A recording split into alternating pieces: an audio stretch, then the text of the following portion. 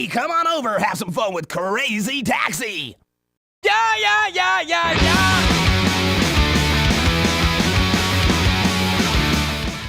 Hello, everybody. My name is Dave Jackson, he, him. I am Darren Hupke, also he, him. And this is Tales from the Backlog, where each week I'm joined by a guest to deep dive a game from our backlogs. Today's game is Crazy Taxi, but before we get into that, first of all, thank you to everyone who's here returning. If you're new here for the first time, thanks for stopping by. If you like the show, please consider supporting it however you can. You can do so on Patreon. You can tell a friend. You can leave ratings and reviews, likes and comments on YouTube. All of those are very helpful. And this is the point where I would normally explain the spoiler policy, but this is Crazy Taxi. There's no spoilers for this game, so we're not having a spoiler section. So, famous last words, maybe a little bit of a shorter episode today. So, as you heard at the top, today's guest is Darren Hupke. He is a writer, a video game bookmaker, zine maker, and podcaster with Pixels and Polygons. And he's also the world's most insane driver. Darren, welcome to the show.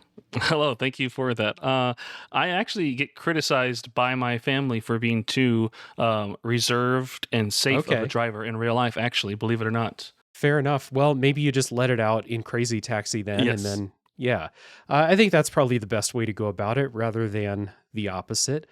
Well, it's good to have you here. I've been on your show a few times. We've been chatting for a while now. I like the stuff that you do, and you seemed like the perfect guest for Crazy Taxi, so I'm glad you're here. All right, I'm excited to be here. Yeah, I mean we've conversed quite a bit, and we've worked together. You even did the Mario Tennis issue of Retro Game Zine. You submitted a written article that was super fun read. But yeah, I've loved doing stuff with you, Dave. Yeah. Of course.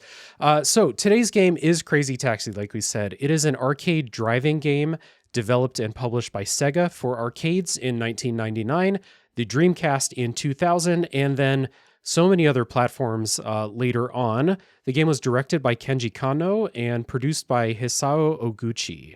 If you don't know what Crazy Taxi is, we have our quick pitches per usual at the top of the show. I say Crazy Taxi is a common New York City taxi experience. Darren, what would you say? I came up with the failed transit reform simulator. Yeah, exactly. Think twice before you ask for better public transportation. It might end up like this. Yeah. So for this episode, I played the original Dreamcast version. It was recently delisted from Steam, so I went with the Dreamcast version for this.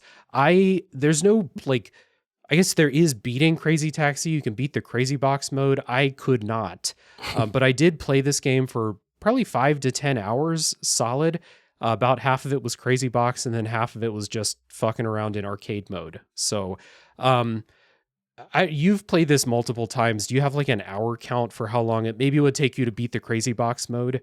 Yeah, I mean, in the times I keep coming back to it, usually it's like a birthday or just a hang out with some friends and stuff, childhood friends who come over and we haven't seen each other for a while.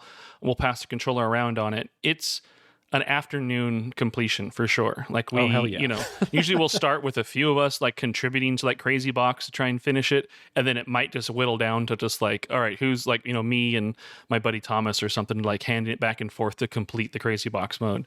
Nice. But we can do it definitely in an afternoon, before dessert is served on a fresh save, we can get that done. Well, I could have used your help then with that Crazy Box for sure. Now, I think I posted on Blue Sky that I was going to play Crazy Taxi for the show, and you commented, you gave me some tips, you told me to make sure to play the Crazy Box, so that was my cue to be like, oh, Darren might be a good guest for this episode here, and so here we are. But tell everybody about your history with Crazy Taxi. When did you first play it? Your history is going to go way further back than mine. Yeah, I was there at the original arcade release. Okay. I'm old enough to have lived through the arcade, the big 90s peaks of arcades and everything. Mm-hmm. And the game that Hitmaker and the internal team at Sega had before this was Top Skater, and that was another one I was obsessed with as well. And it has the same kind of cool edge and everything. So when this game came out, like the little like punk character and like being able to take people to Tower Records and everything. It was just like a cool, fun like gameplay. You know, like it was attracting and everything. Even though it's the offspring like annoying your ears and like catching you and looping you in, you realize that there's a better soundtrack in there as well from Bad Religion. Okay. I thoroughly enjoyed just the arcade game right away, and then I had a Dreamcast shortly after launch. I didn't have it right at launch. I still was a big PlayStation guy and everything, but this kid I knew who lived near me was willing to trade his Dreamcast and all his games for my PlayStation and all my games, and it made no sense to me. And I was like, even if I don't like this, I could just like trade this in and like sell it for more money and buy back my PlayStation and more stuff likely, because this is the new hot thing. Why is this kid getting rid of this? So I got it, and Crazy Taxi was one of the first games I had for it. And I've played 1 and 2 on the Dreamcast, and the series is just one I love to go back to and everything, just because good memories of being a kid playing it in the arcades, and then good memories of like having the ability to do that at home like almost flawlessly. Yeah. Right. It's still, this wouldn't have been the first game to kind of replicate a good arcade experience on a console, but like still probably not a sure thing that like the console release is going to be as good as the arcade. I don't know if I ever played this on an arcade. I honestly couldn't tell you. I've played arcade machines that had like steering wheels and gas pedals and shit, but I don't know what games they were. It was so long ago. But I know for a fact I've never played this on a console. So this is my first time digging into Crazy Taxi at all, or like, for more than 5 minutes at a time. You know how in the arcades, you just bounce around to different machines and play until you've had your fill, and you're like, all right, well, I'll go check out the next thing. And I never had a Sega console, any of the home consoles. I don't know. I had a Game Gear. After that, nothing. So Sega stuff is relatively new to me. I've we may talk about Sonic Adventure when we talk about the level that you drive in Crazy Taxi, but I never played that. I never played a lot of the hits. So here I am for the first time, and this is on the show also because it won a Patreon poll. I decided that this month, and then going into the future, I want to keep this going. I wanted to just take a short break from all these story-focused games and just play like a video game. And so I made a poll with 4 of those, and Crazy Taxi won. So that's why it's on the show. And I hope to do more of the, arcadey or video game games going forward. Because it's fun to just play an arcade game and not have to sink into a story, just fucking play a game. So one more question for you. You mentioned the soundtrack. You mentioned what I take to be a dislike of The Offspring and a fan of Bad Religion. Were you a punk guy back in the day? Yes, I would still say I am. Hell yeah. As embarrassing and cringy as maybe some people think that are. No, when I discovered punk music, it for me definitely was like a life-changing type of thing. Helped me think for myself, and by thinking for myself, it means like dress exactly as everybody else dressed and like completely do the opposite of what you're being told. But as that stuff started to settle in my brain, just the idea of it being okay to, be against the norm, kind of be yourself, be unique, like be you for you and be good to people is essentially what I can kind of like boil it all down to. And so, yes, definitely discovering punk music. And around the same time this game came out is when I started really like just kind of listening to that and everything, because it was 2001, 2002 was like the first like punk shows and stuff I started to go to. And Bad Religion is actually the band I've seen most live. Sick. I'm in like the mid 30s, climbing, to the 40s on like amount of times I've seen them live. And that's awesome. They are always fantastic. They are, like they're just a great show and a great band and great energy and all that stuff. And so like, it's just cool to like have them in this game as well, like it's maybe not the most punk thing to be in a licensed arcade game, and everything, but still, it's exposure. It got kids like me to be introduced to them, like through like this and Tony Hawk and stuff. And I mean, it's worth it. So mission accomplished. Absolutely. Yeah. Tony Hawk was my introduction to punk around the same time, basically, because I had Tony Hawk on the N64 in like 99 or 2000 or something like that. I had 1, 2, and 3 all on the N64. So I got a crash course in punk rock just by playing Tony Hawk. And so It was kind of fun, like picking up Crazy Taxi and not just being transported back to like the year 2000 because of like the graphics and stuff like that, but the soundtrack really put me back in that time because I think I think there is no band that is more of that time than The Offspring. Without thinking about it too hard, that is the era for The Offspring back in like the late 90s, early 2000s. And so right when this game boots up, you get the yeah, and you're like, oh yeah, I'm back 25 years ago now. The game I had fun with, I did the crazy box mode as much as I could. I found it to be too hard. I struggled with the controls when it came to like trying to be good at Crazy Taxi. So when I started to be like, I would actually like to beat this mode and get good at Crazy Taxi, I stopped having fun. And then anytime I was like, I'm going to boot up Crazy Taxi and play for 10 minutes, like I did before we started recording here, that's when I have the most fun with this game.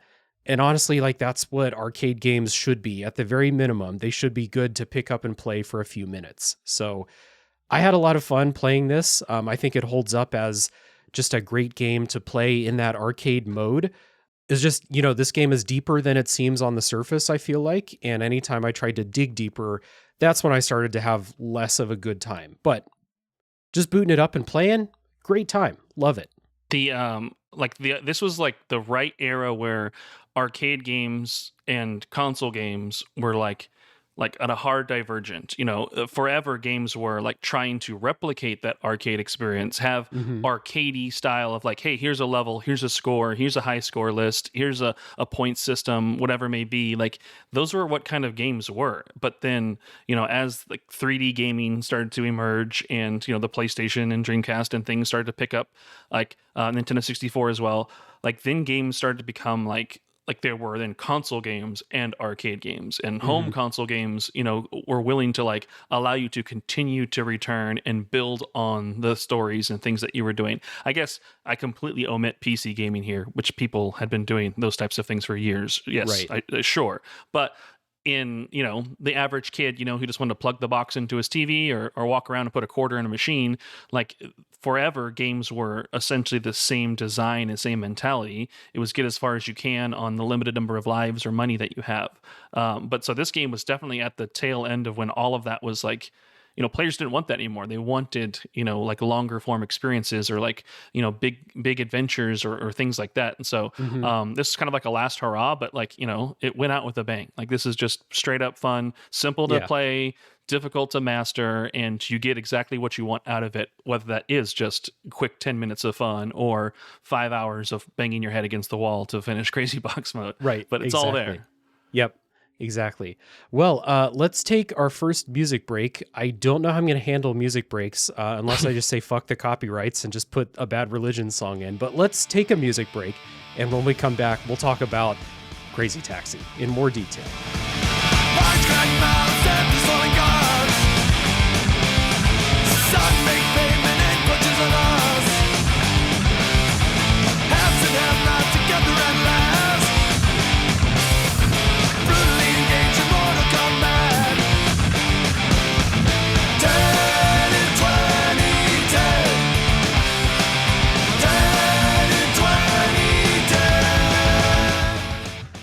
In Crazy Taxi, you drive a taxi and you're crazy.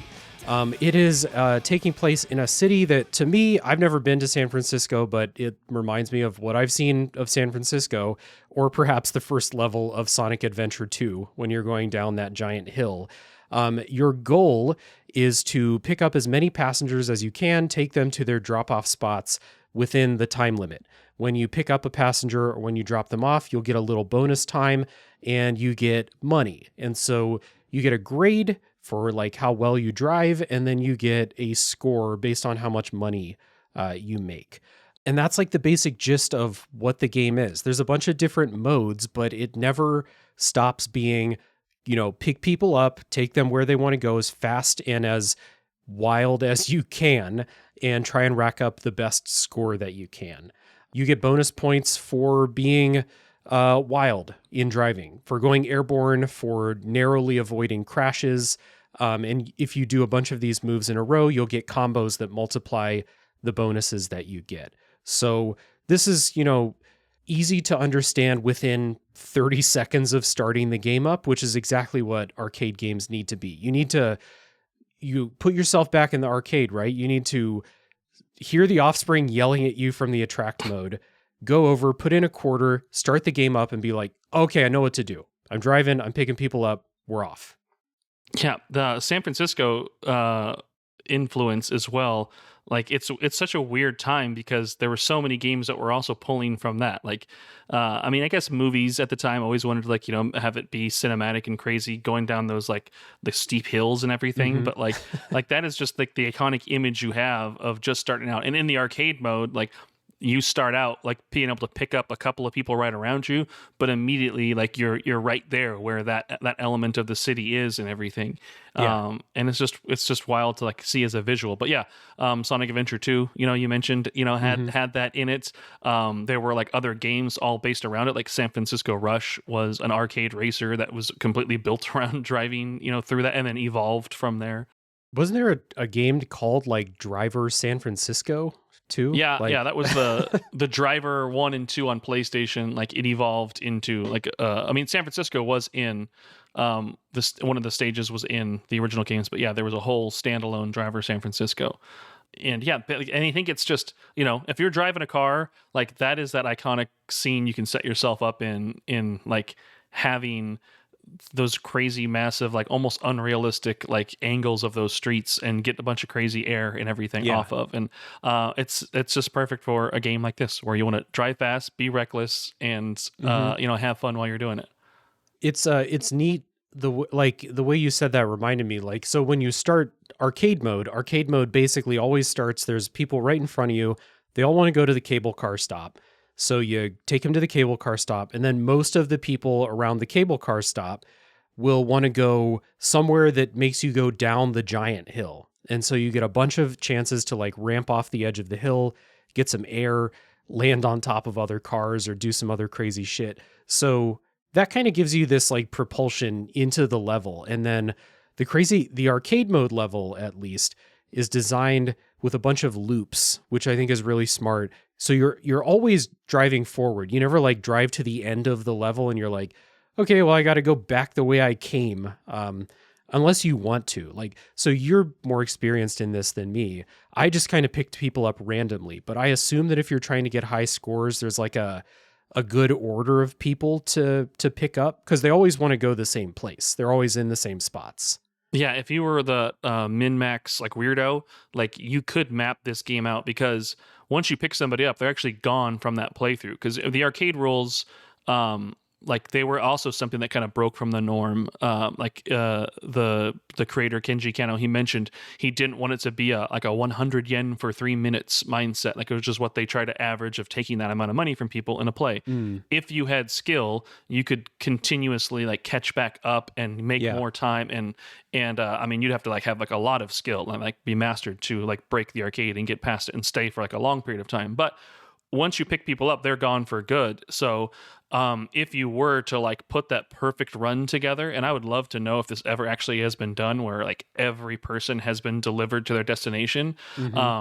Once they're gone, like you may have realized that you've created a patch of people that you're unable to pick anybody up for a good space. And so like, what do? I should have maybe left that person and gone and this person and dropped them off and would have returned here later with that person. And like, I'm sure you could do a heat map of all of that. I've not done that necessarily. I think that the rules that they have in the game, like whether you go to the arcade mode or just playing for like the flat 3, 5, or 10 minutes, like you'll never like run out of people to deliver, and that's plenty of time to like have some fun and kind of go wild. But everybody does want to go to the same place every time. So like the person who's standing on the right side of the cable car wants to go to the Levi's store right down the hill. Like it is always so you could remember if you were like that talented and that like devoted to like kind of mastering that. But that's the point. I mean, it's an arcade game. It's a score chase. If you want to have that high score, like you'll like maybe like put together like that perfect run in your mind and try and just run that out to get that high score. Just like Tony Hawk,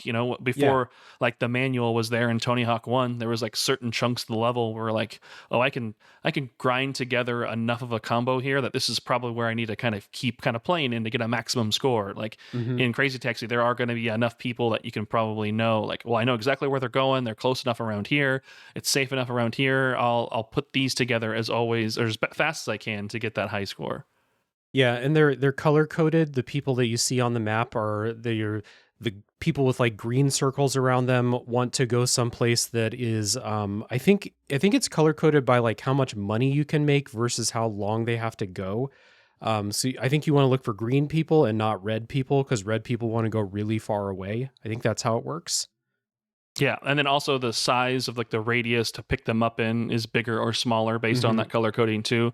And then the distance that also comes into play with some of their color coding as well, if they're near or a far destination. I always got kind of like psyched out if I was ever driving for more than like 10 seconds without picking someone up. So it was like, if there's a red person right in front of me, fuck it, we're picking them up. We'll see where they want to go. Yeah. Curious to see if you can remember. So on all of my arcade runs, and it saves your leaderboard, so I was able to check this before recording. I was never able to get more than 7 passengers in one arcade run, and never got above. They give you a grade. I never got above Class C. Do you know like roughly what's your max for like number of people? Have you ever gotten the top grade on a run? I should have looked that up before, because I still have my save file, I still have my game and everything from all the times I've played it. So I should have looked up to see what my highest score is. I can look it up after the show and send it to you, and maybe you can put it in the show notes or something like that, But no, we'll just assume your answer is like 300 or something crazy. Yeah, no, it's not. I feel pretty good at the game, and like you learn the little tricks, because there's also like skill in when you pull up to aside somebody to pick them up. If you're like right on the fringe of their like pickup radius, it takes multiple seconds for them to get into your car. Yes. So there is a skill in like trying to end your line with like a crazy drift that gets right next to them so they can hop right in and kind of go with you and everything. So like you can like chain together and like really maximize out that time. But yeah, I am curious to know what the that total delivered customers I have are in that arcade run and everything. Yeah. But yeah, you get bonus money from them by doing like the crazy through, like being really close to traffic, and like it's like in Burnout, you do that to get more turbo. It's just if you're a reckless driver, that's the thing you're going to do it by default. And then crazy air, and then doing a drift. But the drifts and like the crazy boost to kind of like start, or crazy dash is what I think they call it. You have to shift from reverse into drive and then immediately press the gas, but like not all simultaneously. So like on the Dreamcast controller, it's this like fun, like almost rhythm of just like A, B, then right trigger. It's just like a and like every time I could do it, it was just like muscle memory of just like just going through. And after an afternoon of beating the crazy box mode and going into like the main game, it was just really cool to just be like able to start, stop, and then boost right off of people, and like oh yeah, I'm really good now. Like I want to go to an arcade and like have people watch me like I'm playing DDR or something like that. But nice, never happened. So that's the stuff that the crazy box mode really teaches you how to do. It's they set up obstacle courses that are like, we're going to teach you this maneuver. Here's this. It's not the normal level. It's just a course. Use this to practice your drifting or practice the boosts and stuff like that. It may have been because I was emulating this on Steam Deck and not like playing it on a Dreamcast, but I really struggled with this. It made me wonder if like, because I looked up the arcade machine, it looks like it has like a gear shifter and a gas pedal and stuff. I wonder if it was easier on the arcade machine, or like a little bit more intuitive than I found it. The shifter for them was just down for reverse, up for drive. Right. So it is just a up-down toggle and all that stuff. Like mentally, like going from like, hitting A, B, and then the trigger, like I can see, that happening in the arcade. I never like have gone to play the arcade version, to like test with my now gained Crazy Taxi knowledge. But I've always wanted to kind of see, like, find it out in the wild and pretend I was just some casual guy just hopping into the seat to see, and then just blowing Maybe everyone's hustle some mind. people. But that dream's ever happened. I found some amazing arcades as an adult, and it's really cool when to like go in there and like see a lot of people playing, but I haven't had that that perfect storm moment where I see Crazy Taxi and a chance to like just walk up to it and blow people's minds. But one day I hope to have be able to do that. Right. It would be fun, and I do think, at least for me, because I don't have decades of muscle memory with the AB switching, it was real tough for me to do, and so I found the Crazy Box mode to be really fucking difficult. I've got maybe like 2/3 of the way through it on each of the individual challenges. I probably had like 2 challenges left on each one. And like the last one that I ended up beating took a while each time. Like I probably spent an hour doing one of them. One of the ones where you have to drift around what looks like a bowling alley and knock down these piles of boxes or bowling pins. It is a bowling alley. Yeah. That's why it looks like one. Yeah. So that kind of like, when I try to translate those things into playing the game, and this is what I talked about, whereas like when I was like, okay, so I can try to use these to be better at the arcade mode, I really had trouble doing basically anything except for the move where you drift into a street light to stop quickly. I got that one down. Everything else, I couldn't fucking do it, especially the boost. Like I probably wasted 10 seconds in each arcade mode run just fucking like just peeling out and being unable to like grab the road and drive forward, Yeah. It's like there's like a gravity to it too when you don't have it, or you get a boost and you're kind of like stuck on a wall or an edge and you're just kind of like stuck sliding through it and everything. You're like, no, get me out of this. Like, it's just, it's, like, is it a skill situation or is it just a design situation? But it's always just like, no, this is ruining this run. I got to do this all over again 3 minutes later. Yeah. It feels bad. The final Crazy Box is like the ultimate test of everything all at once. It is, I want to say it's like 4 minutes. It's like long enough that it's not like, oh, I can knock this out, or this is a simple thing. It's like long enough that's like, no, you really have to string together your perfect skills, and you're delivering people across the arcade mode map, and you essentially go from start all the way around and through the city, all the way back again to the start in that 4 minutes. But it is designed, like every time I finished it, it is like to the 10th of a second. We're like just hitting the goal and finishing it and everything. And the first few times you do it, you're like, I'm not even close. Like, how is this possible? But it's because you have to like string together those like boosts and drifts and like not let that weird like angled grinding happen where you're stuck in a corner of geometry or weird things like that happen. Like you have to just have like this almost like luck and execution and like timing of it all to like perfectly have it happen. But it's fulfilling. I've never played a Dark Souls game, but I'm pretty sure it's the same feeling of like finishing that final Crazy Box mode challenge is essentially probably what it's like to like, clear the final boss in Elden Ring or something like that, Let the record show that I was not the one that made a Dark Souls comparison on the show this time. So, I get it. Like if you're really into like trying to beat all those things and trying to like really master the controls, I'm sure that it's super satisfying to get it. Instead of like me doing it myself, I watched a video of somebody who was trying to get all the achievements on retro achievements for Crazy Taxi. And there's like 300 fucking achievements on there because the retro achievements, I don't know if you use retro achievements, but the people who make those are insane. So the Crazy Taxi one is like, I don't think I could possibly think of an achievement that they didn't add. There's like hundreds of them. It's ridiculous. Yeah. So I just watched someone else do it to get a sense of like, how deep does this go? Like, how good do you actually have to be to get all of those things? And it's like really, really impressive how you could like, if you just played this in the arcade for 10 minutes, you would probably not really know that all of that is under the surface. Because like one of the things about this is like you drive recklessly, you get points for driving recklessly. but the controls are really like loose. The driving is not really like tightly controlled. So it's not hard to drive recklessly. Even if you're just trying to drive normal, it's really hard to do that. So then to tame all of that into, like you said, doing the final Crazy Box challenge or trying to get, whatever the highest rank is, it's something weird, I'm sure. Higher than A, I think, probably. Yeah, I think it's an S rank. Okay, an S rank.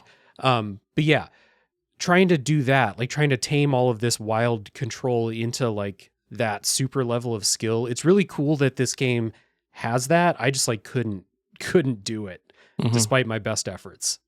But that's the cool thing about it being an arcade game is you don't have to reach that level to have entertainment out of it. Right. It's just a pick up, play it for a little while, like have some quick fun, not feel like you have to go grind out some battles for experience, or you have to go like, overcome some, massive boss or something like that. It's just like, no, I want to play a video game. I want to have some fun. I want to check out for a minute here. Like you can do that. And if you wanted to obsess over and get into that complex mastery of it, like it's there for you, but it's not like this expectation or requirement to like fulfill that entertainment side of you. Yeah, absolutely. I personally, if I'm just kind of thinking about the Dreamcast version that I played, I found the controls unintuitive enough that I couldn't master the timing of those things. And that's why I said, I think if you had the gear shift, it would make a little bit more sense in your head in the arcade. But if I ever play Crazy Taxi again, which I likely will, it's not going to be trying to do all that shit. It'll be a situation where I'm like, I'm waiting for something and it's going to happen in 15 minutes and I need to keep my brain busy because I cannot just sit with my own thoughts for 15 minutes. I need to keep it busy. Crazy Taxi is a great way to just boot it up and have some fun, ricochet off a bunch of cars, and just have a good time. Like the game beyond all of that stuff is goofy as hell too. Like, your 4 characters that you can drive as, they're all weirdos. Every passenger that you pick up is a fucking weirdo. Great sense of humor about the game, which, it's just a good time. Yeah, the drivers like voice clips, or the passengers' voice clips. Even when you're like crashing into cars, they're like yelling at you to keep your eye on the road and place be safe. But then you do like some crazy jump and they start praising you.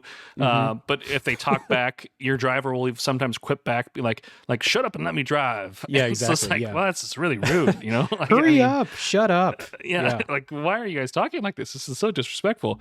But the there is a foundational level here that you have to gain out of Crazy Taxi, because if you want to graduate to Crazy Taxi 2, they introduce the Crazy Hop, where you can now jump, get a little airborne with your car. And so now you're playing 4D chess out there. Once it's flatland game, it's just so easy just to come back here to this San Francisco inspired stage. And there's not a crazy box mode. That's the crazy pyramid mode in Crazy Taxi 2.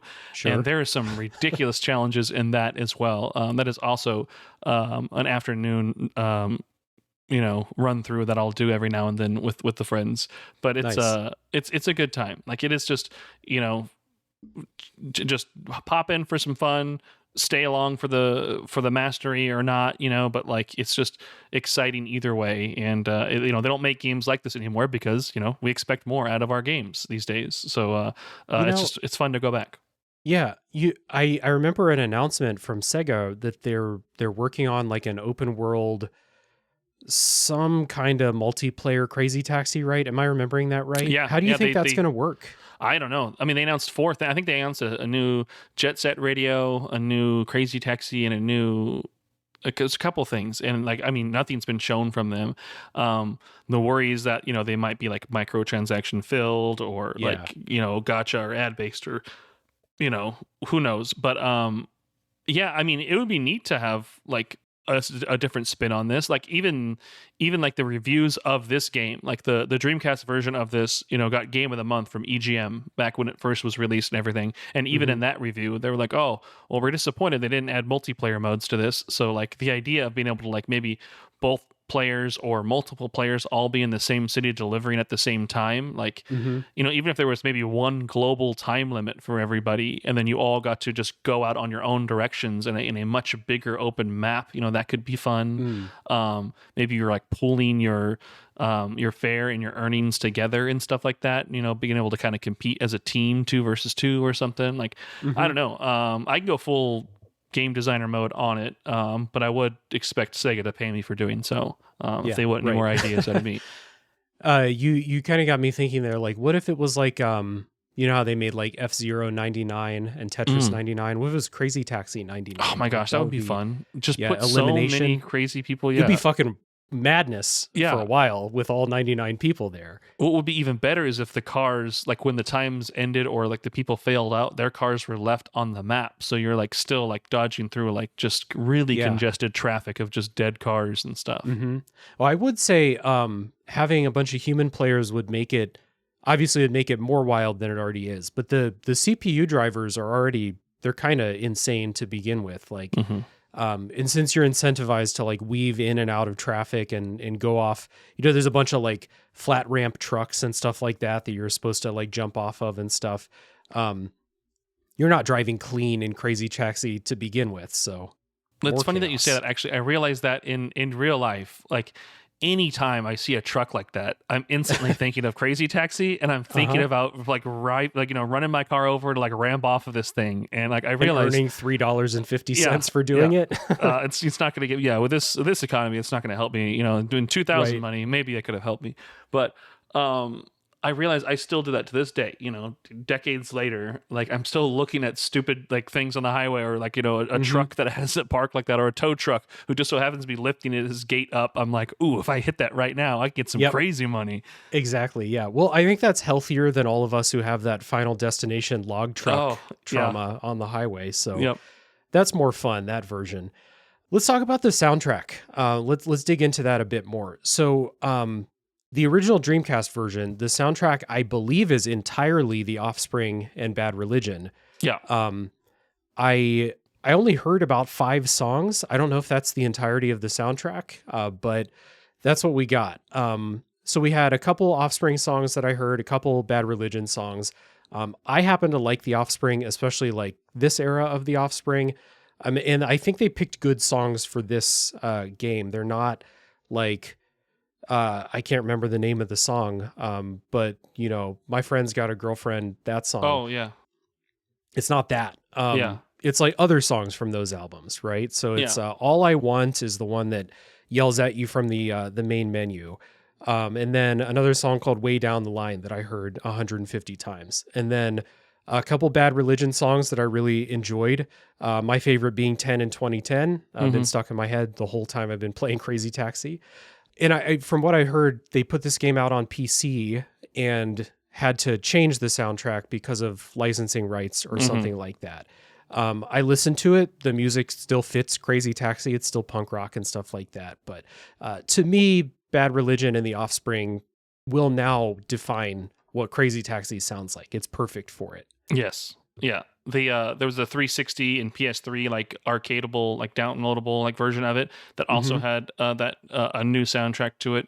It was not good. It almost just like that's not good. It just like not being able to hear 10 and 2010 or that Offspring song, like or either of them. I mean, they're both good Offspring songs. They're like really catchy earworms and everything. But not hearing those, like that's what Crazy Taxi is. Like that yeah. Like my friends and I, again, like what a common thing we'll do is we will just ad lib lyrics to what's happening on the screen, you know, like drive real fast, step on the gas, like take on this drift, like whatever, like just trying to like do that in the moment. And it's just the dumbest thing in the world. But like that's when the song's not there, you can't do that. And it's just some generic, you know, like, you know, Total Chaos, I think is one of the punk bands they replaced it with, who I never really respected.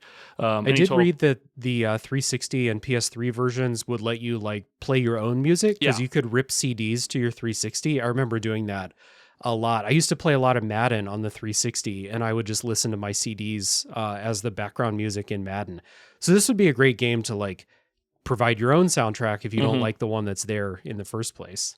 Or just put back the original soundtrack by having these songs yourself. That's true, and then just playing it as, you know, as the video game gods intended. You probably had a CD player if you were playing this on the 360. So what's that's weird another about, option. Oh yeah, that's true. But what's weird is in the credits, they also credit two other Bad Religion songs, Hear It and Inner Logic, and they credit another Offspring song called Change the World. And as much time as I've spent in these games, like, I don't know where those are played. Like, unless, like, if you go and view, like, the developer's credits, or you let, like, the credits roll, maybe, or something like that. Maybe they buried them there. Maybe they're on the disc and intended to be, like, used in, like, the regular cycle, but they, were locked away or something. Like, I don't know. But there's additional credits for those songs, and I don't know that I can remember hearing them. I remember hearing the song Inner Logic because I did go and like listen to and like try and find the songs on the albums on YouTube. I remember Inner Logic being played. I think what happens is the music, it doesn't play the whole song. It will it play like a 45-second or a minute like clip of it, and then it will move to the next song. I think my runs just didn't last long enough to get to multiple songs, maybe two songs. That's most. Probably what it is. That makes sense. Yeah. So if you put a long run together, will likely catch up to that part of those songs coming through. Oh yeah. Okay. I also I didn't play a lot of the original mode in the Dreamcast version. Yeah. It's a new map that they made for the console release. I think not the original map, the arcade map is more fun. It's more like loopy. The original one is more of like a grid in a lot of cases, and me and Sharp Turns don't get along in Crazy Taxi, so I was like, just give me those smooth, highways, give me the giant jumps and stuff like that. Maybe other songs play in the original mode. I don't know. Yeah, that's true. Could also be that. Yeah, that new map, I was never a big of a fan of. Like when we, once we were done with Crazy Box and we go in and play the game, we always just played the arcade map, just from like familiarity. And that's like, I don't know, it's just more, I guess. I also, again, having experience with the arcade game, I just remember that one more. The original map is like, I think there's just far more like spider web of roads, and so like if you just hop, like, even though the arrow is guiding you, it is like a very literal, like hard programmed, like it wants you to immediately go left right here right now. And when the road splits and you're like on that newer map, you could realize like, oh, I took the wrong path, and they knowingly knew this was going to be difficult, so this road is veering wide to the left until it has a chance to turn around and things like that. So it's more of a, I think if you've mastered the game or want like a higher level of challenge type of thing, is always how I've kind of felt like that map was. I mean, it's fun to mess around with it, but it's just not as memorable to me as that arcade map. Yeah, I definitely noticed that the arrow was struggling more in the original map for sure.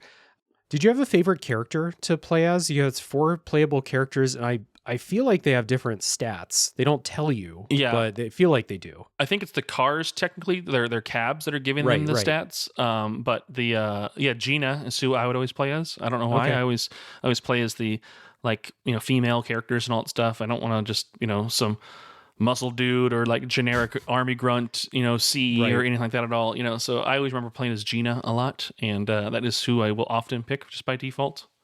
Nice. I played as Axel most of the time just because he was first on the list. And that's, I tried out all the characters. Axel is at the top of all my leaderboards, so I must have had a slightly easier time, although I could not identify exactly what's different between the 4 cars. It's his green hair. It's the green hair that gives him the edge. That's probably it. It's more aerodynamic. They all also have their own original license plates. Like their license plates are unique to each character, and they're all kind of ridiculous. But yeah, they're all ridiculous in basically every way. Like their portraits, their voice acting, it's all insane. So I love whoever the artist is who like designed and like drew like their character portraits and everything. Like, I don't know, something about that style is really cool, and that is also, I think, the same person who did like the Top Skater like characters. Okay. Like they're like, they just feel like they're interchangeable. Like, like maybe the Top Skater people like grew up or, hurt their knees from skating too long and, had to get a real job. And so now they're driving cabs. And so it's like some connected world in my brain between those two games. Yeah. I forgot to ask you before. I meant to ask you, have you ever lived somewhere where you felt like the taxi drivers were insane? No. I lived in Orange County for a big chunk of my life, like a lot of more flat and spread out. My brother lives in LA, and he still lives in the LA area. And I don't like driving around there because of like, the people who are like local, like know, like, this this crazy 45-degree turn I've got right here coming up. Like, I'm going to go around this at 45 miles an hour or faster. And if this is the first time you've seen this, like, that's not my problem. Get out of my way. And I just thought it was always awkward. And he's got a lot of hills in his neighborhood. And even the hill he lives on, there is this, it's like straight up Crazy Taxi incline. Like, I'll stop at the bottom of the hill and like make my wife drive up it or park there. I'm like, nah, that freaks me out. I'm going to do something wrong, and it's going to be a Crazy Taxi moment, and I don't want that on me. Yeah, so, exactly. Yeah, I like flat, wide spread out lands. Like I'm living in Arizona, out in the fringes of like the Phoenix metro area. So it's like everything is just being built wide, and you know, who cares if there's a mall 20 miles? We'll build another mall right next to us, and it's wasteful and ridiculous, but we just can spread out and breathe and not have to be all crazy. Right. Fair enough. Yeah. Where I live now, it's a big city, but I don't feel like people are insane drivers. But I did live in Seoul before, and the taxi drivers there are fucking insane. They're all minimum 55-year-old dudes who've been driving taxis their whole life. Like, I feel like I never saw a taxi driver below that age, and they're all insane. So Crazy Taxi was like, you know, I've been in cabs that drove like this to some degree before. I said New York City in the elevator pitch because that's the easy joke, but in New York City, I felt safer in taxis than I did in Seoul. Never gotten a crash though. So those guys, they know what they're doing apparently. There you go. They're doing something right. Yeah. Everyone always thinks that the place that they live has the craziest drivers, but I can't say that about where I live now, despite it being a fairly large city. So good for us in our somewhat peaceful driving environments. Yeah. No complaints here. I'll take it. I mean, there's the occasional thing I hear about on the news, which is kind of ridiculous, but we get a lot of winter visitors, people coming, from cold areas to live down here during the cold months to be a little bit warmer. Unfortunately, there'll often be like some report about somebody driving on the wrong side of the freeway. Like they got on the off ramp and they create some massive like head on collision and things like that. And it's like, that's gotta be like a scary thing to like be flying down the freeway and suddenly see like the front of a car and have to make a quick decision. That's a very Crazy Taxi moment. Yes, it is. But that's real life, and you don't want to mess around with that. Right. It's not worth the $350 that you'll get for doing that. Yeah. I guess the other thing, just to mention, it feels like a very of its time thing, even though it's not really. There's a lot of fun product placement for the places that you take people in Crazy Taxi. There's KFC, there's Pizza Hut. There's the original Levi's store. And then I think the thing that most firmly places this in the past is the Tower Records store, which is, unfortunately, I don't know if Tower Records is still around. If they are, not at all. Yeah, they're out of my wife worked for them when they went bankrupt and helped them through their liquidation process and like left that job when they were completely out and done. Fair enough. Well, the first CDs that I ever chose to buy for myself were at the Tower Records store in New York City. Fun fact, it was Ozzy Osbourne's Blizzard of Oz and Yellow Card's Ocean Avenue. Those were the two albums I bought for myself. So I have some memories with Tower Records, and it's like, it was probably like right around this time period too. But the product placement's very fun to pick someone up and they're like, take me to the original Levi's store. And I'm like, okay, sure. They have to say it as the exact branding requires them. Yes. So it is kind of funky, I love the product placement. It's such a sore thumb now when you see it in a game. Like, it's like, oh, this is obnoxious, some product placement trying to make me buy something. Like, gosh, like, why is this here? This is so annoying. But in this game, I got no complaints. If anything, give me more, like put more like real world things in it and everything. I just love the little gimmicky likeness of it. Like the later ports removed all of them and there are more like generic places, which kind of removes some of that charm. But I love this original version of it and the arcade version of it. Yeah, I'm trying to think outside of Death Stranding. I can't remember the last modern game that had product placement like this. Like, I don't play, maybe some of like the big multiplayer shooters, like a Call of Duty or something might have had something, but I don't play those. So Death Stranding is all I got with the monster. Very prominent monster product placement. Yeah. Not in the second one though. Huh. They have, I guess Sam got sick of drinking. Does Sam just have like generic energy drinks then? It's a chiral tea. So I tea. think he's just watching, the sugar intake probably and trying to be a little bit more serious about his health. Smart. Yeah. I think those energy drinks are bad for you. It's better to switch to tea for sure. Hey, I've got a kid to raise now. I gotta worry about my life. I gotta throw these things out. Yep. Yeah, I think that's everything I had to talk about Crazy Taxi wise. Was there anything you think we missed?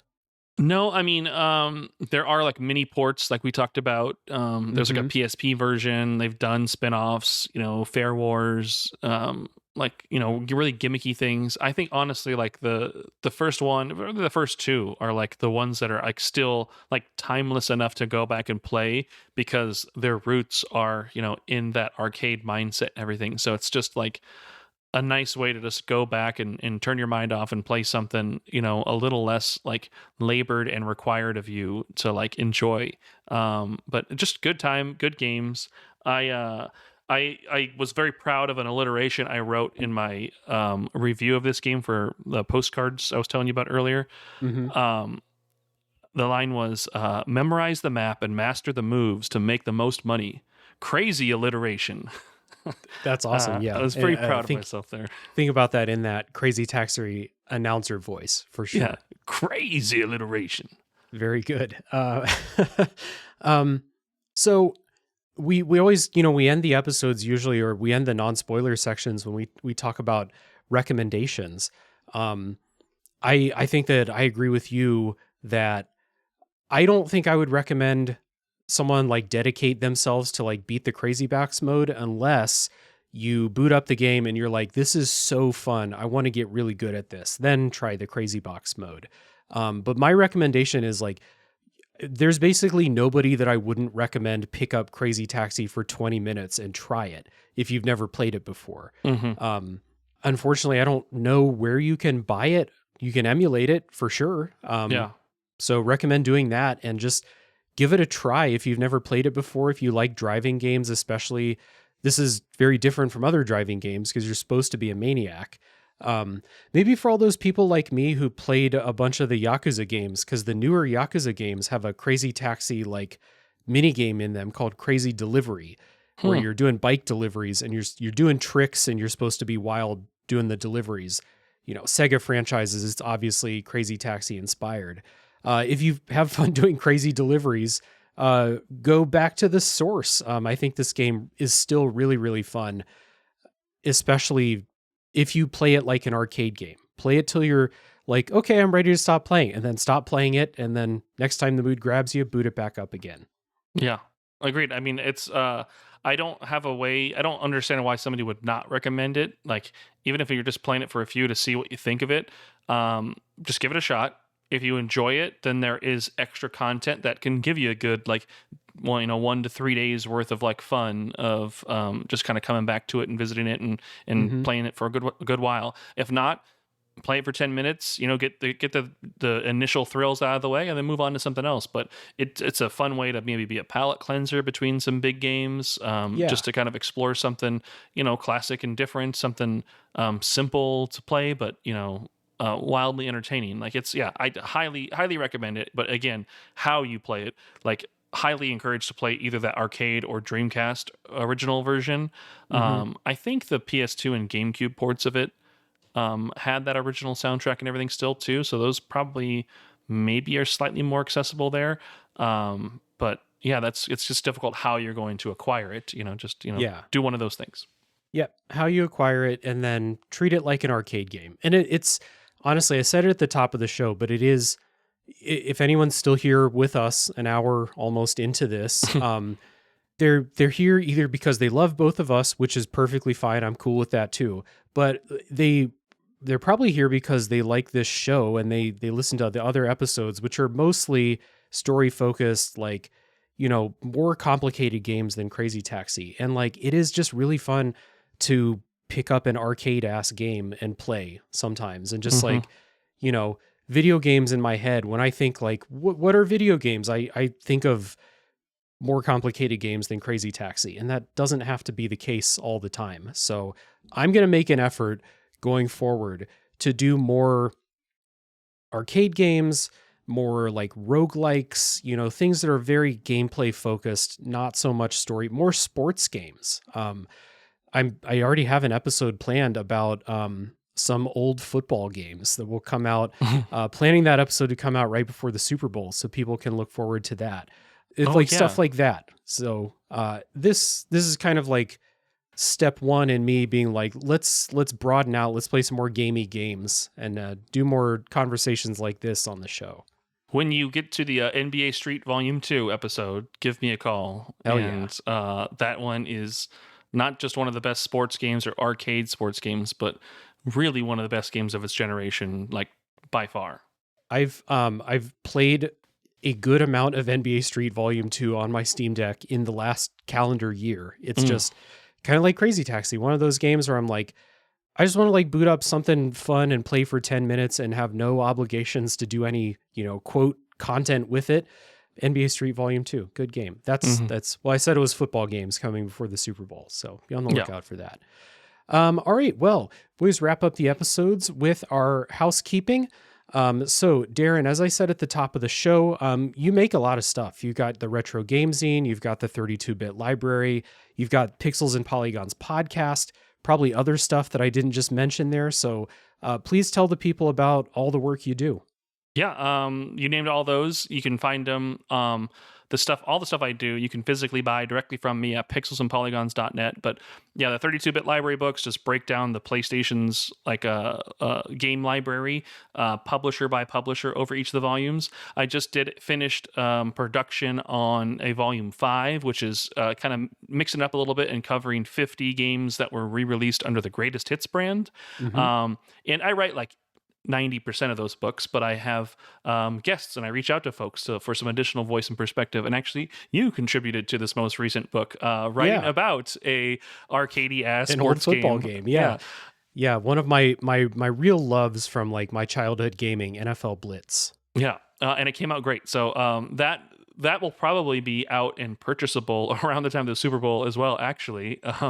Just with the way the printing and all that stuff's going to work out. It's going to, so you'll have your perfect storm of like being able to promote your sports stuff, and you'll have one additional thing back there in the back of your mind to plug as well. Sure. But yeah, Retro Game Zine, it was a monthly thing I did this year. Every 30 days doing a little 30-page zine about one game, historical, like little retrospective on the game's history, some personal essays from some guest contributors, and like visuals and screenshots and box arts and game data, stuff like that. Really fun to do. It was originally just a challenge to see if I can do it for a year. I did it, and I'm going to continue doing it because it is like not too much of a stress and not too much of a time requirement, but super fulfilling to like put together and have like happen and everything. So it's going to change into a quarterly release next year. So there'll just be 4 issues, but there'll be 90 pages or more. And instead of covering one game, it'll cover 3 games. It'll essentially be the exact same amount of content and everything, but just released quarterly instead of monthly. So that was something I've got going on. I've got a book called Beat 'em Up Volume 1, which is essentially the history of Final Fight, and I'm working on some research phase and interview phase for a project that'll similar to Beat 'em Up. It's going to have me deep dive a game for the a single thing for the a really big major way. It's going to be my first time trying to do something like that, so I'm very excited about that because I got in contact with and communicating with some of the original developers of a game that we've actually talked about it in this episode already, actually. But I don't want to say too much because it's still very early, but I'm very excited about doing that. I'll tell you off mic what it is. But yeah, I got a lot of stuff. But just check me out, pixelsandpolygons.net. You can find my social media stuff at pixelsandpolygons.net on Blue Sky or at darrenhupke.bsky.social on Blue Sky. And I like just doing and playing games and having fun and being creative and trying different outlets of things. So it'll be something new for me in 90 days probably that's completely different than all this stuff, I'm sure. Yeah. Well, the physical media is great, and I think people can get PDFs of those too, right? Yeah, those are on my Patreon, which is designed to be like free to read. Like I'll post articles and original writing, things like that for free. There are some paid tiers you can support that, just give back to me if you do like what I'm doing. But yeah, you can also buy all the retro game zines and the 32-bit library and beat 'em up all in digital form there Nice. for like $3 to $5. I try and price it pretty low because it's just data. Right, exactly. Yeah. Well, that stuff is great. And I will shout out the podcast for you, the Pixels and Polygons podcast, which is fairly short, like 30-ish minute quick little conversations with guests about video game topics. And I think I've done like 4 episodes on it now. Always a good time doing those little topic discussions, a bunch of different lightning round questions and stuff like that. I always have a good time, so I recommend people check out the podcast too. Thank you. And well, I will put links down in the show notes for everything that Darren is doing. Feel free to browse around, find something. There's got to be something within the Retro Game Zine issues or a book or the podcast that you'll like. So please check that out. As the music is playing us out in the episode, perhaps go look for some stuff. And I did most of my plugs at the top of the show. The one thing I didn't mention is my Discord server, which is public. We'd love to have anyone join. We are a lively, friendly community. Talking about the games we play, other stuff in our lives, talking about the show sometimes.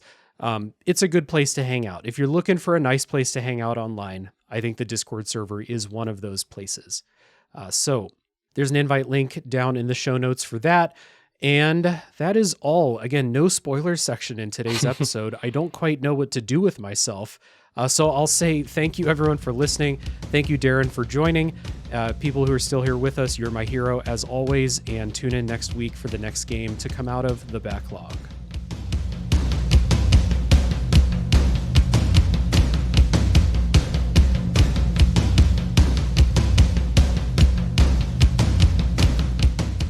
All right, thank you for listening to that episode about Crazy Taxi. I'm out of my element because we're not going to a spoiler section. So I've got a couple of announcements and the customary patron thank yous.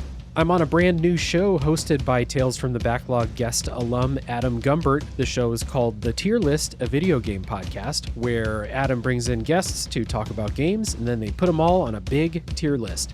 I am the first episode, and I brought Resident Evil 4 to the tier list. So I'll put a link down in the show notes for that. And I was on a show called Pod Curious by friend of the show, Ashton. And that is an interview show about me, my approach to the podcast, and things like that. If that sounds fun to you, go check out the Pod Curious podcast. And I'll put links in the show notes for that as well.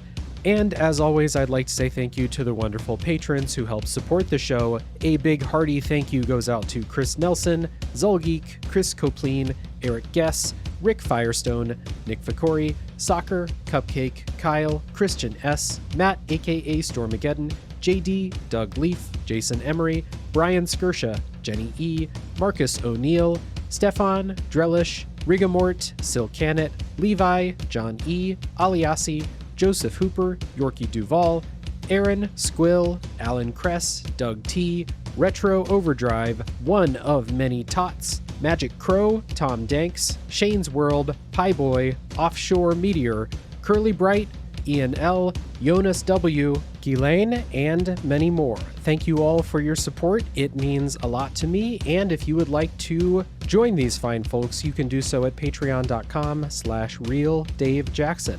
Now that's the end of the episode. Enjoy the music, and I will see you next week.